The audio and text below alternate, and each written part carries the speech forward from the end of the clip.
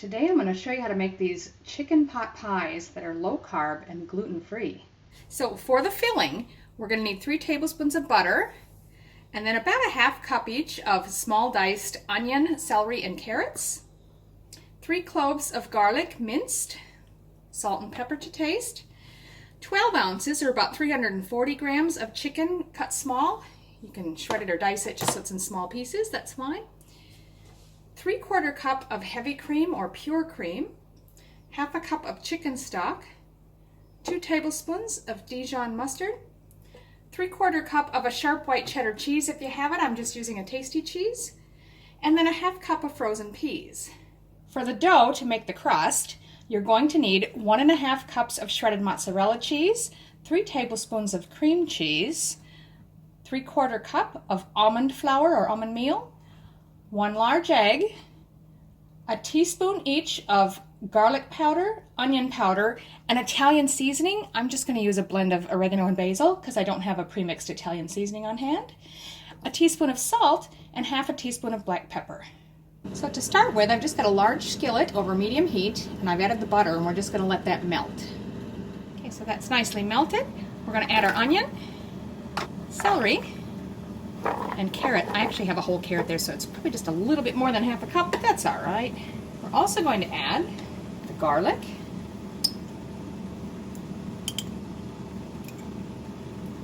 just a little bit of salt and pepper to taste.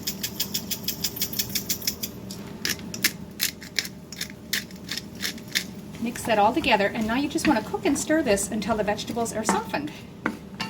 So those vegetables are pretty much tender now. The celery's got a little bit of a bite to it yet, but mostly it's all done. So I'm going to go ahead and add my chicken now.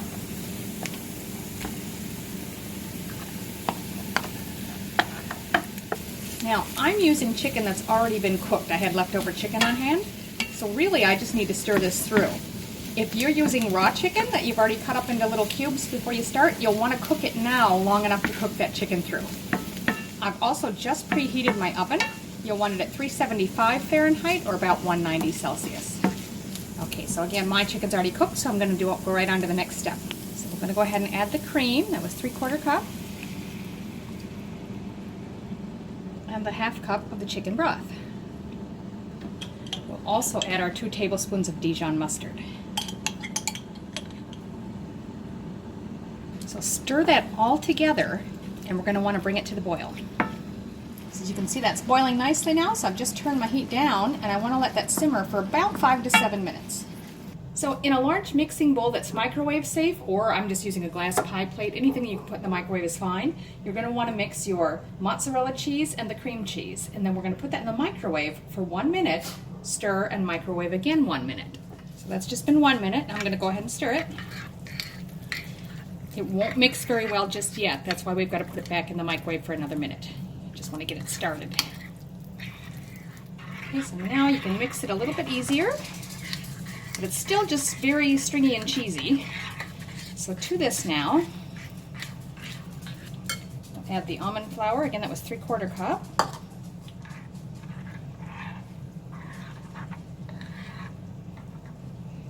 And the egg.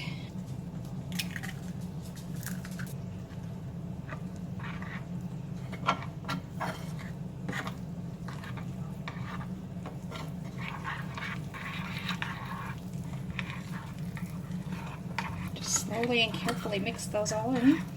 You should have no trouble getting them to combine. If you do have any difficulty, just put it back in the microwave for another 20 or 30 seconds and try again.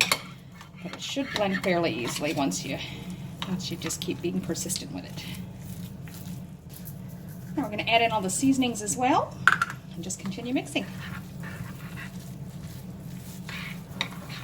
So that's been going for about another 7 or 8 minutes, and it's looking pretty good. So now we're going to add our shredded cheese and stir that in. It'll start to melt a bit.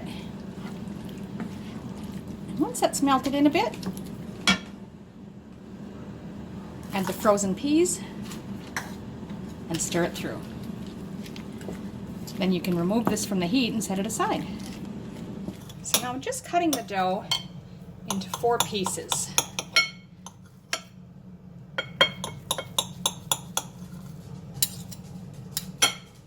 will be sticky. Just take each piece out one at a time. And what I'm going to do is just sort of use my paper to fold over like this. You can roll it out with a rolling pin if you want to. I'm just going to smush it up with my hand. You just want to get 4 top crusts. They can be round depending on the size of the pan you're putting them in. I'm actually using sort of round Pyrex bowls, but if you've got ramekins or even mini pie plates, those would be perfect. And just do that till you've got 4 of your crusts. Now, ideally, if you've got 4 mini pie pans about the size of a pot pie, those would be perfect to make these in, or even large ramekins would be fine. I haven't got anything like that, so I'm going to try it with my Pyrex bowls here, which means they might be a little higher than what I need, but that's all right. I think it'll still work. So you just want to divide your filling between your pie plates or ramekins or whatever it is you're using.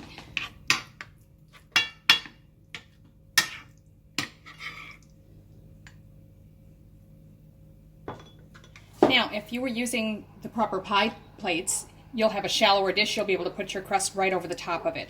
I don't want this to sit too high above the filling, so I'm just going to go ahead and press it down in there a bit and let it go up the sides.